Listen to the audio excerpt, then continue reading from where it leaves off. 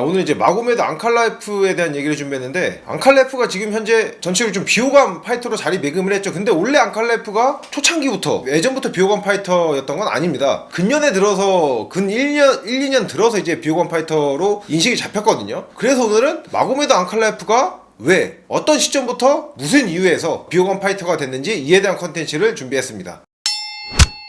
일단 그 마고메드 앙칼라이프의 비호감 이미지에서 알렉스 페레이라를 빼놓을 수가 없습니다. 그러니까 과거에 이제 알렉스 페레이라가 라이트 헤비급으로 처음에 올라올 때, 그때부터 이제 알렉스 페레이라의 호적수로 평가를 받던 게 바로 앙칼라이프입니다. 그도 그럴 수밖에 없는 게, 페레이라가 지금까지 커리어에서, 그러니까 앙칼라이프와 경기가 잡히기 이전부터 또 미들급에서부터 살펴보면은 제대로 된 엘리트 그래플러, 뭐 레슬러나 주짓대로를 만난 적이 없어요. 근데 이제 마고메드 앙칼라이프 같은 경우에는 뭐 엘리트 그래플러 라고 평가하기는 좀 어렵지만은 그래도 수준 높은 라이트 헤비급에서 그래플링만 한정해서는 최고 수준에 속하는 그래플링을 가지고 있는 선수란 말이죠. 그러다 보니까 알렉스 페레라한테 항상 달려있던 이 그래플링에 대한 약점, 이거를 제대로 검증해 볼 수 있는 상대다, 그렇게 평가를 받았는데, 이상하리만큼 앙칼라이프와 알렉스 페레이라 경기가 잡히질 않았습니다. 대표적으로 알렉스 페레이라의 이 챔피언 방어전 3차전, 이때는 진짜 마고메드 앙칼라이프가 페레이라랑 붙는다, 이게 거의 뭐 팬들 사이에서는 확실시 되는 상황이었거든요, 전후 사정이. 그런데 뜬금없이 랭킹 8위인 칼릴 라운트리가 3차 방어전 상대로 낙점이 됩니다. 이때부터 이제 앙칼라이프는 좀 느낀 거죠. 내가 그냥 마냥 잘 싸우고 이겨가지고는 페레라 경기 잡히기가 힘들겠다. 그리고 심지어 팬들뿐만 아니라 북미 이제 본거지에서 해설을 맡고 있는 다니엘 코미오조차도 이거 지금 UFC가 페레이라 UFC 스타로 자리매김하고 했으니까 보호하고 키워주려고 지금 칼릴 라운트리가 경기를 잡힌 거다, 이런 얘기를 할 정도였습니다. 그러다 보니까 이제 앙칼라이프가 비장의 무기로 꺼낸 게 바로 이 SNS를 통한 트래시 토크였죠.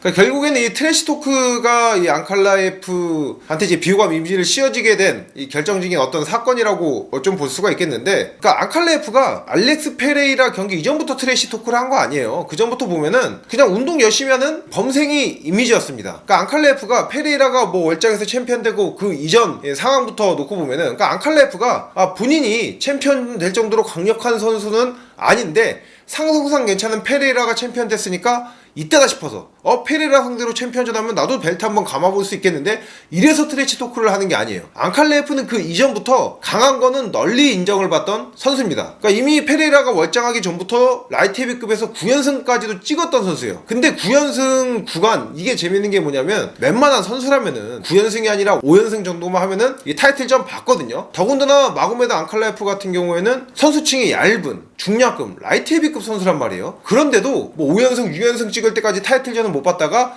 9연승을 찍고 나서야 타이틀전을 받았습니다. 그만큼 실력에 비해서 주목을 못 받은 거예요. 근데 또 이게 얀 블라우비치와의 경기였거든요. 그 경기에서 진짜 백사장 뒷목 잡게 하는, 얼굴 시뻘개지게 만드는 진짜 극노잼, 핵노잼 경기를 하면서 또다시 아웃 오브 안중이 된 거예요. 그러다 보니까 앙칼라이프는 궁여지책으로 이 트래시 토크라는 비장의 무기를 꺼낼 수밖에 없었던 상황인데, 또 하필 그 당시 챔피언이었던 사람이 알렉스 페레라고, 알렉스 페레라는 MMA 씬에서 한정해서 크리스티아노 호날두가 우리 형으로 불리던 시절, 그 정도에 준하는 대중적인 인기, 전 세계적으로 이제 좋은 이미지, 인기를 얻고 있거든요. 그런 페레라를 상대로 이런 트래시 토크를 하다 보니까 비호감 이미지가 씌워진 거죠.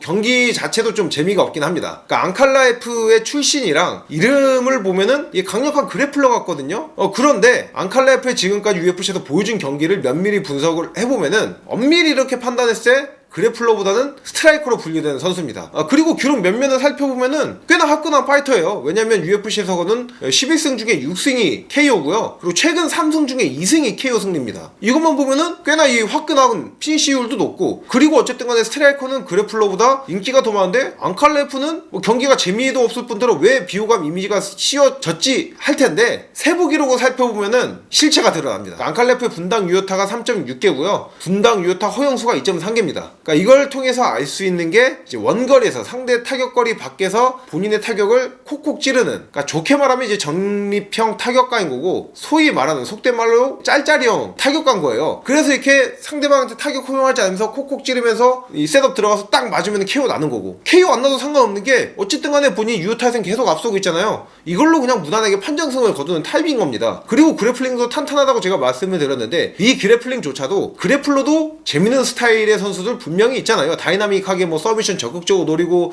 그게 아니더라도 막 파운딩 시원하게 넣고 엘보 넣고 막 이런 선수들이 있는데 앙칼라이프는 그래플링조차도 본인의 타격 스타일처럼 안정적으로 상대를 눌러놓는 데 집중을 하고 특화가 되어 있는 선수입니다. 그렇다면은 어쨌든 비호감 이미지가 이렇게 씌워진 건 어쩔 수 없고 앞으로 이게 좀 호감 이미지로 바뀔 수 있느냐 이게 중요한 건데, 그런데 제가 말씀드린 여러 요인 중에서 앙칼라이프가 비호감인 가장 큰 요인을 찾자면 결국엔 경기가 재미가 없는 겁니다. 경기가 재미없다 보니까 경기도 재미없게 하면서 왜 그렇게 트래시 토크하냐, 왜 그렇게 경기 재밌게 하는 알렉스 페레라를 그렇게 재미없게 경기하는 네가 뭔데 욕하냐, 이런 식으로 되면서 비호감이 되는 거거든요.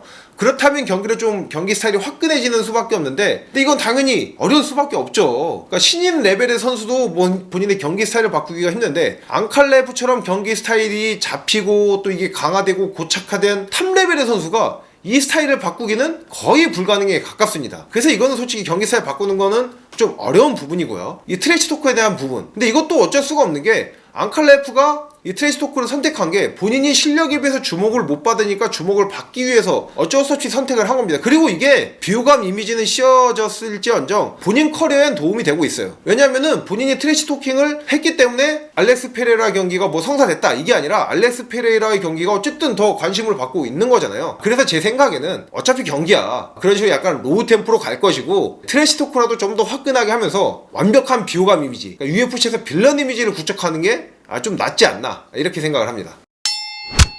그러니까 별명도 약간 그 부엉이 닮은 꼴로 해서 좀 친숙한, 어찌 보면 약간 따뜻하다고 해야 될까요? 왜냐면 부엉이란 이미지 자체가 뭔가 좀 재밌고 친숙한 이미지잖아요. 그런 별명을 가지고 있는데 뭔가 이미지에 있어서 뜻대로 풀리지 않는 앙칼라이프에 대한 컨텐츠를 진행해봤고요. 다음 시간에도 유익한 컨텐츠로 찾아뵙도록 하겠습니다. 렛츠 댄스!